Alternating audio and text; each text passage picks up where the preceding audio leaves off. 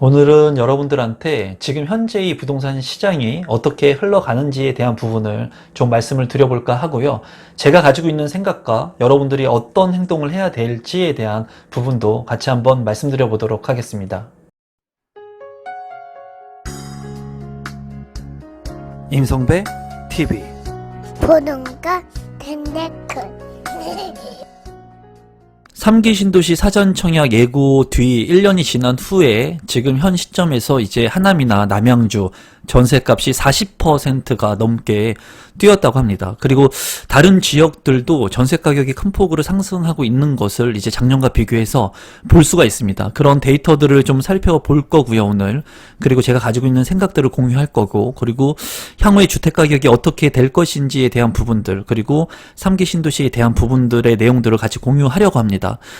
이 한국일보의 기사에 따르면 이제 작년 5월에 발표한 사전청약, 그리고 7월 15일에 이제 시작을 하죠. 이제 사전청약을 앞두고 있는데, 많은 분들이 사전청약을 하기 위해서 해당 지역인 그 우선 공급에 해당받기 위해서 이 해당 지역으로 많이 전입을 했다는 거예요. 그리고 이러한 그 전입의 유예 기간을 유지를 해야지 또 당첨 확률을 높일 수 있는 그런 개연성이 있기 때문에 지금 현재 3기 신도시의 사전청약을 앞둔 지역의 전세 가격들이 굉장히 큰 폭으로 올라가고 있는 시점이라고 합니다. 그리고 여기에서 보면은 고양이나 광명, 부천의 전세 값도 많이 오르고 있는 현재의 상황이라고 보시면 될 것 같아요. 그래서 실제로 얼마나 많이 전세 가격이 오르고 있는지, 그리고 이 지역 외에 또 어떤 지역들이 전세 강세를 보이고 있는지, 이러한 전세 강세로 인해서 향후의 부동산 시장은 어떻게 될 것인지에 대한 부분을 좀 살펴보도록 하겠습니다. 우선 자료를 하나 보시면은 지금 보시는 이 그래프가 국민은행의 자료라고 보시면 돼요.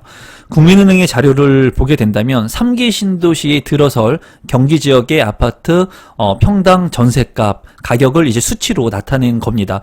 이 주황색의 막대 그래프로 보이는 것이 이제 평당 가격을 얘기하는 거라고 보시면 돼요. 그래서 하남시 같은 경우, 이제 3기 신도시 같은 경우에 하남시에 관심을 가지시는 분들이 상당히 많습니다. 그리고 선호도 조사에서 하남시가 1등을 했죠. 그렇기 때문에 아마 하남시의 경쟁률이 가장 치열할 것으로 개인적으로 예상을 하고 있습니다.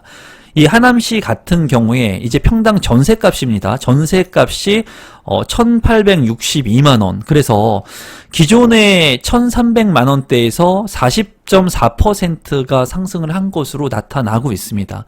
남양주 같은 경우에 상대적으로 이제 남양주는 그 다산 신도시라던가 이 핵심적인 지역, 별내라든가 이런 지역들을 제외하게 된다면 그렇게 외적인 지역들의 가격들이 그렇게 높게 나타나진 않았습니다. 하지만은 지금 현재는 외곽 지역의 아파트 가격들, 뭐 남양주뿐만이 아니라 그 외에 외곽 지역에 이제 저평가되었던 지역들의 가격들이 큰 폭으로 오름세를 보이고 있죠. 남양주시 같은 경우를 보게 된다면 이제 그 전세 가격이 1219만원, 그래서 42.8%로 큰 폭으로 이 지역도 올랐다라는 거예요. 기존에는 850만원 정도의 전세 가격이었는데 지금은 42%가 높게 형성이 됐습니다. 이 가격은 이제 작년의 6월과 올해 6월을 기준으로 한 수치 데이터라고 보시면 될 것 같습니다. 고양시 같은 경우에 창릉지구가 이제 생기게 되죠. 창릉지구 같은 경우에 GTX의 호재, 그리고 그 초역세권에 있는 아파트의 가격들은 아마 넘사벽의 가격이 될 거라고 제 개인적으로는 생각을 하고, 이 핵심적인 지역들인 3기 신도시 중에 단연 최고의 상승률을 보일 거라고도 예상을 하고 있습니다. 그래서 하남시의 입지가 월등하지만 고양시의 창릉역이 생기는 그 지역의 GTX 인근의 아파트 단지에 당첨이 되시는 분들은 정말 많은 그 시세 차익을 볼 수 있을 것으로 보여져요. 물론 3기 신도시 같은 경우에는 무주택 서민들한테 당첨 확률의 기회를 열어줬기 때문에 실거주 여건의 기반이 강할 거라고 생각이 듭니다. 많은 분들이 이 좋은 주택의 실거주 여건을 가지시는 곳에 당첨이 되셨으면 좋겠습니다. 고양시 같은 경우에도 보면은 1,026만원이었는데 전세값이 이제 작년 6월과 올해 6월을 이제 비교하게 된다면 1,348만원으로 이제 31%가 올랐다고 합니다. 큰 폭으로 굉장히 전세 가격들이 올라갔고, 이런 것들은 이제 3기 신도시 여파도 있는 것으로 보여지죠. 광명시 같은 경우에 최근에 이제 광명 시흥 그 3기 신도시 발표를 했죠. 그리고 규모가 가장 큰 규모입니다. 광명시 같은 경우에도 1,452만 원에서 이제 2천만 원대가 넘는 38.5%의 전세가 상승률을 보였어요. 그리고 부천 같은 경우도 1,000만 원이었는데 1,000만 원 정도였는데 이제 1,230만 원에 22% 가장 그 상승률이 좀 낮은 것으로 보여집니다. 여기에서 이 전세값 상승률의 수치만 본다 하더라도 제가 봤을 때는 부천 지역의 그 3기 신도시 청약 경쟁률이 그래도 낮지 않을까 개인적으로 생각을 해봅니다. 전세가율이 상대적으로 가파르게 높은 지역들 40%가 넘는 뭐 남양주라든가 하남 같은 경우에는 높은 경쟁률이 될 것으로 예상이 되고, 부천 같은 경우에는 지금 부천의 물량들도 많이 있습니다. 대장지구의 물량도 많은데 이 물량 같은 경우에 지금 전세가 상승률과 대비해 본다면 22%의 수치를 보이고 있기 때문에 뭐 이거는 정확한 그 예상이라고 할 수는 없겠지만 제가 봤을 때는 이제 인천의 계양지구하고 부천의 대장지구의 경쟁률이 그래도 좀 낮을 것으로 보고 있거든요. 그래서 우리 구독자분들 같은 경우에 이 3기 신도시 중에 누구나 다 하남이나 뭐 고양시나 광명이나 이런 핵심 지역의 청약을 통해서 내 집 마련을 하고 싶을 겁니다. 하지만 제가 늘 말씀드리는 것처럼 역발상 전략을 통해서 이런 부천의 지역도 관심을 좀 갖고 보시면 좋을 것 같습니다. 여기에서 말씀드리고 싶은 것은 3기 신도시의 그 전세 가격의 상승률이 굉장히 가파르다라는 것을 일단 말씀을 드리고 싶습니다. 3기 신도시의 전세값 상승률을 본 만큼 이제 2020년도부터 21년까지 이제 아파트 평균 매매 가격 상승률이 높은 곳도 한 10곳 정도를 보도록 하겠습니다.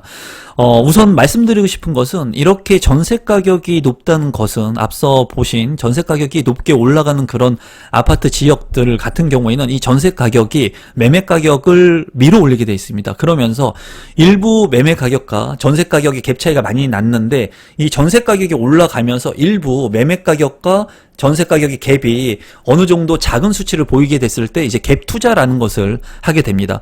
전세라고 하는 돈을 내가 대출 같은 경우에는 이자를 내지만은 전세 같은 경우에는 이자를 내지 않고 내가 타인의 돈을 활용할 수가 있는 거죠. 그래서 매매 가격과 전세 가격이 얼마 차이가 나지 않으면 일부 갭 투자를 하게 돼 있는데 이 갭 투자가 들어가는 시점이 되게 되면 다시 이 매매 가격을 밀어 올리게 돼 있습니다. 그래서 중요한 것은 전세 가격이 올라가는 그런 지역들을 눈여겨보실 때 일부 소액의 금액으로 내 집 마련을 할 수 있는 기회가 되기도 해요. 이런 부분들은 제 영상을 통해서 제가 조심스럽게 말씀드리는 부분이죠. 왜냐하면 투기를 조장할 수 있기 때문이에요. 하지만 제가 봤을 때 만약에 자금 여력이 많지 않으신 분들이라면 지금 현재 월세를 살면서 내가 추후에 돈을 모아서 들어갈 수 있는 이런 주택들을 일부 갭 차이가 얼마 나지 않는 이런 지역들을 미래 가치가 있는 지역들을 선별하셔가지고 내가 조금만 돈을 가지고 소액의 돈을 가지고 전세금을 활용해가지고 내 집 마련 해놓고 추후에 내가 돈을 모아가지고 대출을 활용해서 그 집으로 들어갈 수도 있는 겁니다. 그러니까 소유와 거주를 분리할 수도 있다는 거예요. 그래서 보게 된다면은 이 2020년부터 2021년까지 평당 아파트 매매 가격 상승률을 한번 본다면은 일단은 고양시 같은 경우에 이제 이 수치 같은 경우도 2020년 6월부터 2021년 6월인데요. 변동률이 고양시 같은 경우에는 45.6%, 김포시 같은 경우에 45%, 의정부 같은 경우 44%, 남양주 43%, 안산시 37%, 시흥시 37%, 용인 37% 이렇게 있습니다. 여기서 중요한 것은 뭐냐면 제가 말씀드리고 싶은 것은 저평가로 분류됐던 그런 지역들이 있지 않습니까, 여러분? 여기서 어디라고 제가 말씀은 드리지 않겠는데 그런 지역들이 이제 아파트의 가격 상승률이 높았다라는 거예요.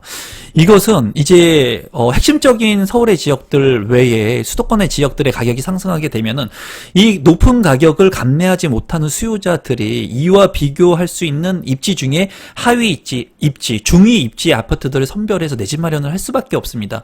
그리고 지금은 대출 같은 경우에 이제 그리고 지금 현재는 대출을 많이 받을 수 있게 하기 위해서 아파트 가격이 좀 낮은 아파트 가격들이 대출이 많이 되죠. 고액의 아파트 같은 경우에는 이제 대출이 아예 안 나오는 경우도 있기 때문에 일부 가격이 저렴한 지역의 아파트들을 내 집 마련을 하는 사람들이 점점 늘어나고 있죠. 그래서 지금 보면은 그런 지역들 위주로 주택가격 상승이 이루어진 것 같습니다. 그리고 제가 제 유튜브 채널을 통해서도 그러니까 좀 저평가된 지역들, 외곽 지역이지만 개발 호재가 있는 그런 지역들의 청약 신청을 해서 내 집 마련을 하는 것도 하나의 전략이라고 말씀을 드렸고, 이러한 지역들 중에 제가 최근에 많이 다루었던 지역들이 김포라든가 의정부, 안산, 시흥, 용인, 양주 이런 지역들, 광주 대다수의 지역들을 제가 다 다룬 지역들이죠. 그러다 보니까 많은 사람들이 제가 이러한 지역들을 다루었을 때 그런 말씀들을 많이 했거든요. 이제 하다가 저 외곽지까지 아파트 분양 물량들 또는 내 집 마련을 해야 되는 그런 물량들을 이제 소개하는 거 아니냐고 반박하시는 분들도 많았는데, 정작 중요한 것은 20억, 30억 가지고 있으신 분들은 그냥 청약하지 않고 내 집 그냥 사면 된다는 거예요. 부동산 가가지고 계약금 쏘면 된다는 거예요. 하지만은 주택이라고 하는 게 많은 돈이 들어가기 때문에 상대적으로 우리 구독자분들 중에 내가 감내할 수 있는 금액이 많지 않은 분들, 대출을 많이 활용해야 되는 분들, 그리고 청약이라고 하는 36개월의 기간을 통해서 내가 장기간 돈을 모으면서 레버리지를 이용해야 하는 분들이라면, 이런 지역들이 어떻게 보면은 남들이 봤을 때는 우수한 입지가 아닐지 모르지만 내가 선택했을 때 나의 실거주 기반이 된다면 최고의 아파트가 될 수 있다는 말씀을 누누이 드렸죠. 그리고 그런 선택을 하신 분들이 지금 현재 내 집 마련을 하고, 그리고 주택 가격이 이렇게 상승하고 전세 가격과 매매 가격이 하는 것을 보면서 이제 삶의 안정을 느끼고 있다는 거예요. 왜냐하면 내 집 마련을 했기 때문에 이 내 집 마련과 무주택, 1주택자와 무주택자의 이 생각 자체는 틀립니다. 무주택자는 늘 전세를 옮겨야 되고 전세의 그 상승분에 대한 금액을 만들어야 되고, 그리고 이런 거에 대한 부담이 많고 자녀들이 학교를 옮겨야 되고 이런 부담감이 많습니다. 하지만은 1주택자 같은 경우에는 삶의 안정을 느낄 수 있다는 거예요. 그래서 제가 늘 말씀드리는 게, 삶의 기반 안정에 포커스를 둔다면 다소 가격이 비싸도 내 집 마련 지금 해도 괜찮다라고 말씀을 드리는 거죠. 그래서 지금 현재 이렇게 매매 가격 상승률이 높은 지역들이 외곽 지역들이 많이 있다는 거예요. 그러면 이제 향후에는 어떻게 될까요? 이러한 지역들, 안산 같은 경우도 가격이, 지우고 한번 말씀을 드리겠습니다. 안산 같은 경우도 지금 가격 상승률이 굉장히 높죠. 그리고 의왕시 같은 경우도 가격 상승률이 굉장히 높습니다. 타 지역들도 마찬가지지만 이렇게 외곽 지역에 관심을 못 받던 지역들의 아파트 가격의 상승률이 높아지게 된다면 이제 중위권에 있는, 상위권에 있는 아파트 가격들과 갭 차이가 이제 비슷해진다는 거예요. 그럼 중위권에 있는 아파트 가격들이 다시 오르게 되는 그런 현상을 발생시키게 된다는 거예요. 그러면서 아파트의 가격이 장기적으로는 우상향한다, 또는 화폐의 가치가 떨어진다, 이런 말씀을 드릴 수 있는 겁니다. 그래서 제가 제 채널을 통해서 투기를 조장하려고 하는 것이 아니라, 제가 20년 동안 부동산을 경험해 봤더니 실제로 주택 가격이 상승하는 이런 파동을 통해 가지고 상승하는 국면을 보여주더라는 거예요. 물론 하락한 시점이 한 3번 정도 있긴 하지만 원래 패턴대로 금방 찾아왔다는 거죠. 이런 측면에서 본다면 어느 시점이 되더라도 내 집 마련을 하면서 삶의 안정을 가져가는 게 좋다는 거죠. 그래서 지금 현재의 가격 상승률이 높은 이 10곳이 이러한 지역들이 있다는 겁니다. 그리고 최근에 4차 철도망 발표 이제 확정이 되면서 그러한 지역들을 눈여겨보실 필요가 있거든요. 이제 추후에 개발 여건들을 확충하는 지역들이 주택가격 상승 여력을 크게 가져올 수 있을 거라고 생각이 듭니다. 실제로 기사를 한번 읽어보도록 하겠습니다. 이제 김포시 평당 아파트 매매 가격이 2020년 6월 1,065만원에서 지금 현재 1,544만원으로 45%가 올랐고, 의정부 같은 경우에 44%, 남양주 같은 경우에도 40%로 크게 올랐다고 합니다. 실거래가를 몇 개를 한번 보면은, 이거는 이 자료에 따른 거기 때문에 제가 직접 확인은 안 했지만 뉴스 기사니까 신뢰감을 갖고 한번 보도록 하겠습니다. 여러분들도 한번 찾아보시면 좋을 것 같아요. 이제 고양시에 있는 한 아파트 같은 경우에 전용면적 71제곱미터의 아파트가 이제 작년 6월 같은 경우에는 3억 7천만 원 했다고 합니다. 15층에. 실거래가 이루어졌는데 올해 6월에는 6억 200만 원으로 1년간 2억 3,200만 원이 올랐다고 해요. 62%의 매매가가 올랐다고 합니다. 이 엄청난 상승률입니다, 여러분. 굉장히 큰 폭으로 올랐다는 거고, 김포시의 장기동 같은 경우에도 한 아파트 84 전용 면적 같은 경우 뭐 33평, 34평 되겠죠. 그 아파트의 가격이 2020년 6월 27일에 3억 2천만 원, 그러니까 작년 같은 경우에 3억 2천만 원에 거래가 됐지만 1년이 지난 현 시점에는 5억 2천만 원에 거래가 됐다고 해요. 1년 동안에 2억 원의 아파트 가격이 올랐다고 합니다. 62.5%의 가격이 오른 거거든요, 여러분. 이 아파트 가격 상승률은 굉장히 무서운 거예요. 이런 아파트 가격 상승률 때문에 어떻게 보면은 양극화가 점점 더 심화되고 있는 그런 시점인 것 같습니다. 이거 외에도 그 밑에 여러 가지 이제 의정부라든가 실거래가를 나타낸 그런 지표들이 있거든요. 근데 어쨌거나 지금 임대차 3법으로 인해 가지고 굉장히 큰 폭으로, 그리고 공급 물량이 없기 때문에 큰 폭으로 주택 가격이 오르는 시점인 거는 확실한 것 같아요. 지금 지표에서도 나오고 있고, 그리고 물량도 많지가 않고 전세 가격도 많지가 않습니다. 그래서 제가 이런 아파트의 가격들이 떨어질 겁니다 라고 얘기할 수 있었으면 좋겠어요.